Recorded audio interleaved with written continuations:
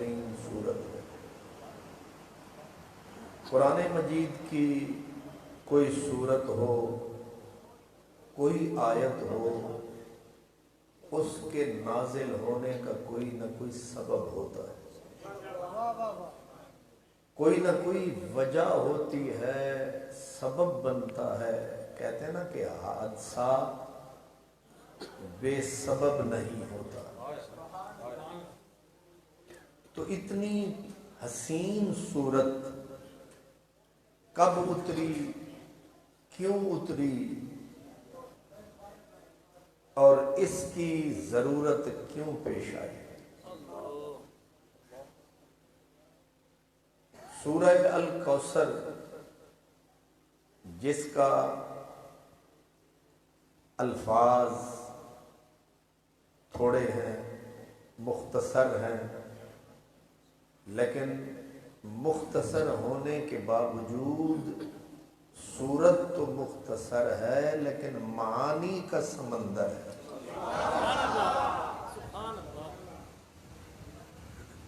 اس سورت کے نازل ہونے کی وجہ یہ بنی جو آج کا عنوان ہے۔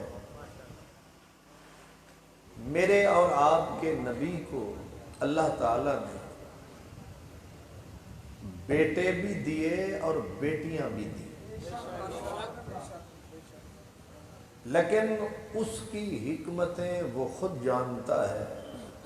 اللہ پاک میرے نبی کو بیٹے دیتا رہا، دے دے کے واپس لیتا رہا، اور بیٹی ایک بھی دی، دوسری بھی دی، تیسری بھی دی، چوتھی بھی دی، بیٹیاں سلامت رہیں۔ ہماری جو ناقص عقل ہے یہ کہتی ہے کہ جس کے ذمے جتنا بڑا کام لگایا جائے اس کے ساتھ ٹیم بھی اتنی بڑی بنائی جائے، یہ عقل کا تقاضا ہے۔ لیکن وہ عقل کا نہ محتاج ہے، ہر چیز پہ اسی کا راج ہے۔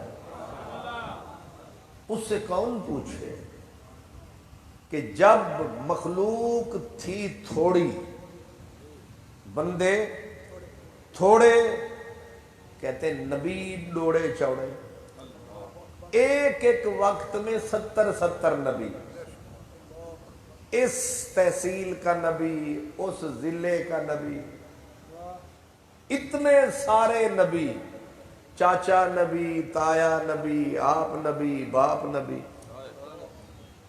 نبی بہت سارے، مخلوق تھوڑی۔ اور جب کائنات گئی بھر، آئے مدنی سرور۔ تقاضا یہ ہے کہ جب مخلوق بڑھ گئی، افراد جب بڑھ جاتے ہیں تو ممبر بڑھائے جاتے ہیں، ممبر بڑھائے جاتے ہیں۔ مالک کا قانون الٹ ہے، پوری کائنات کو جب بھر دیا، حوالے مدینے والے کے کر دیا۔ ہونا یہ تھا، اور ذمے کیا لگایا؟ پہلے ذمے پچھلے نبیوں کے، وَإِلَىٰ عَادٍ أَخَاهُمْ هُودًا، ایک ایک قوم کا ایک نبی۔ لیکن جب حضور کی باری آئی، کام ذمے کیا لگایا؟ کہا تبارک الذی نزل الفرقان علی عبدہ لیکون للعالمین نذیرا۔ او مدینے والے کی ذات، تیرے ذمے ہے کل کائنات۔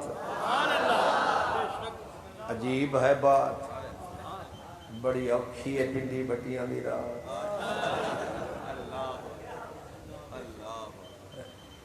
یہ دکھ بھی ہوتے ہیں سوغات، اس لیے اتنا عرصہ جو میٹھا کھاتے رہے ہو کبھی کبھی کڑوا بھی کھا لیا کرو، اتنی زندگی جو سکھ لیتے رہے ہو تھوڑا سا دکھ بھی سہ لیا کرو۔ اس لیے اب غور فرمائیں کہ جب ساری کائنات حضور کے ذمے لگائی تو ہونا یہ چاہیے تھا کہ مشن بہت بڑا تھا۔ مشن کیا تھا؟ هو الذی ارسل رسولہ بالہدی ودین الحق لیظہرہ علی الدین کلہ۔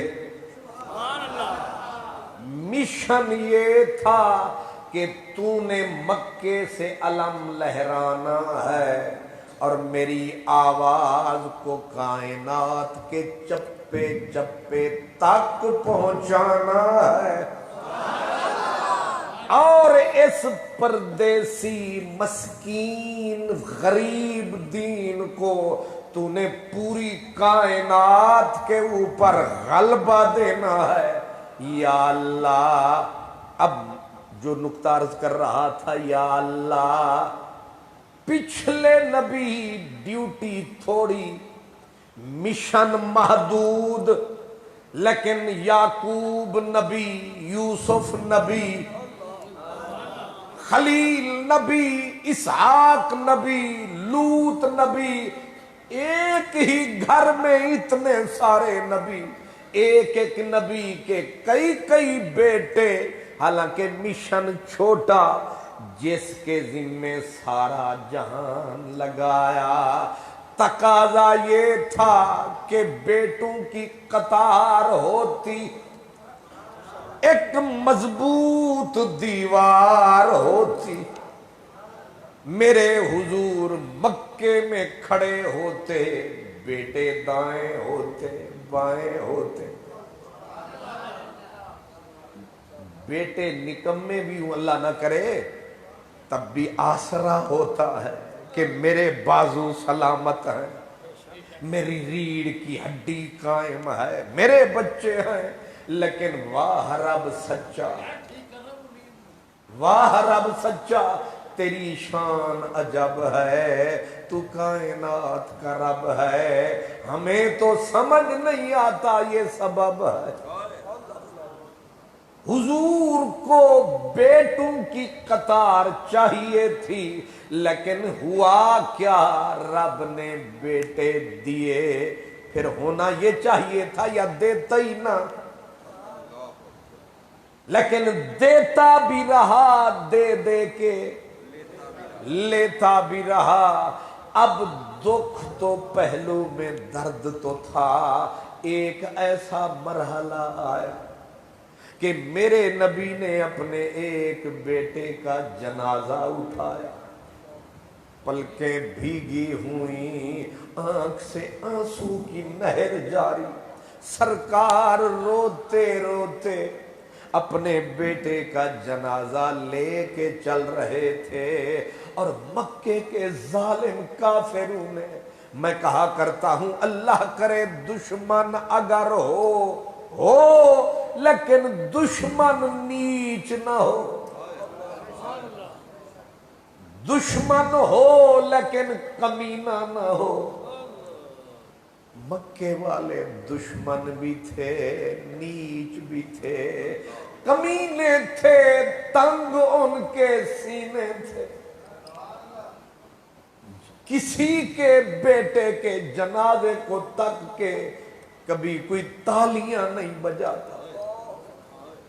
یہ تو گھسے پیٹے معاشرے میں بھی ایسا نہیں ہوتا، جہاں تہذیب کے جنازے اٹھ جائیں وہاں بھی یہ نہیں ہوتا، لیکن وہ جو اپنے آپ کو سردار سمجھتے تھے، تمندار سمجھتے تھے، ان کی کمینگی کی انتہا، حضور رو رہے ہیں، بچے کا جنازہ اٹھا کے جاتے ہیں، اور عاص بن وائل، ابو جہل جیسے مہذب کافر حضور کو تک کے کہہ لگاتے ہیں، میاں محمد بخش نے ٹھیک کہا، کہتے نیچاں دی اشنائی کولوں تے فیض کسے نہیں پایا،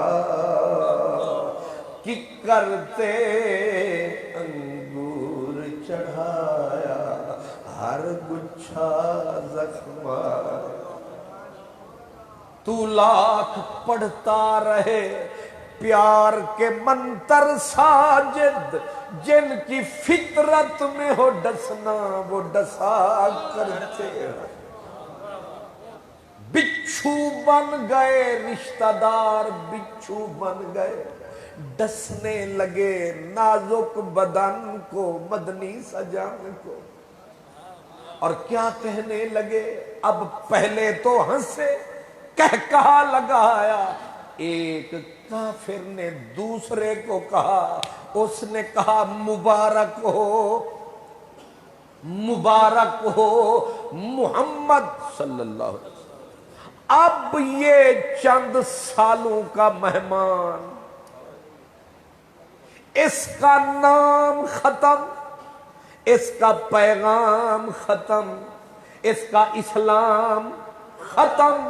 کیوں کہ بیٹا بچا کوئی نہیں، آخری تھا جنازہ جا رہا ہے، علی پرایا بیٹا ہے، ابو بکر پرائی اولاد ہے، پرائے بیٹے کب تک نبھائیں گے، کتنی دور تک جائیں گے، آخر چھوڑ جائیں گے، رشتے توڑ جائیں گے، ایک نہ ایک منزل پہ منہ موڑ۔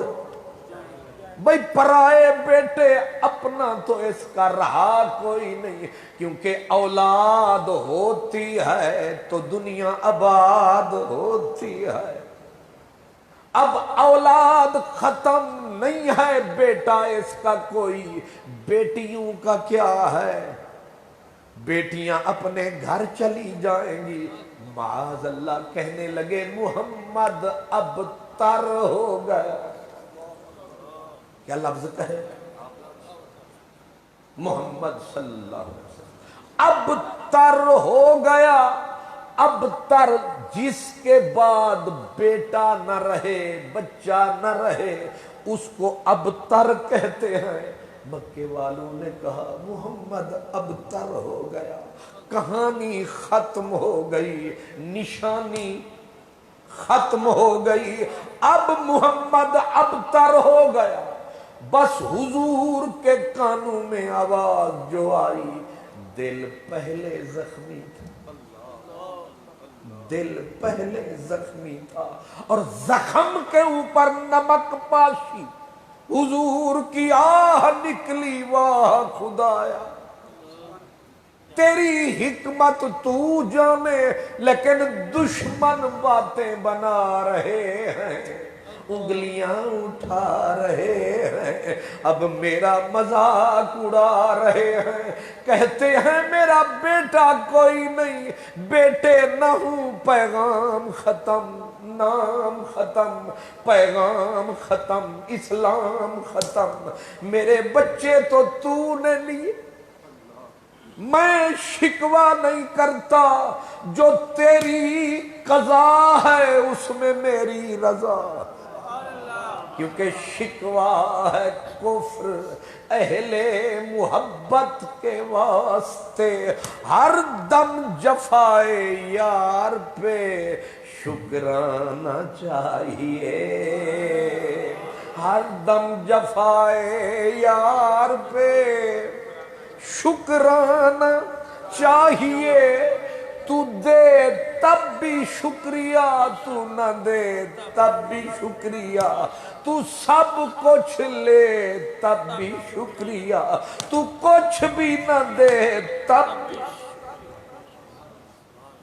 سراپا تسلیم و رضا ہوں، میں بندہ تیرا ہوں، تو جس حال میں رکھے گا تیرا محمد وہی مزے چکھے گا، مجھے انکار نہیں، پر دشمن کہتے ہیں میری اولاد ختم. اب سوال سمجھ گئے, تانا بھی آپ سمجھ گئے. تانا یہ تھا محمد اب تر ہو گئے, اولاد ختم. حضور نے عرض کی مولا مجھے یہ کہہ کے رلاتے ہیں, مجھے تانے دیتے ہیں. اب رب تعالی نے شان سمجھے میرے نبی کی, رب تعالی نے جواباً کیا کہا, فرمایا مدنی دل کو نہ لگا, کچھ دشمن تیرے ہیں کچھ دشمن میرے,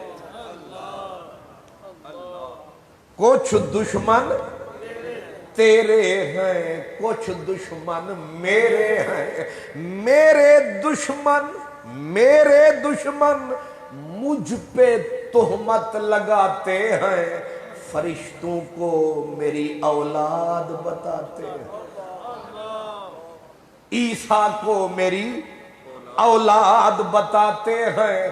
تیرے دشمن تجھ کو دکھاتے ہیں, بے اولاد ہونے کا تانا لگاتے ہیں, کیونکہ تیرا صاحب اولاد ہونا اچھا لگتا ہے. آپ سمجھ گئے کہ میں لم یلد ولم یولد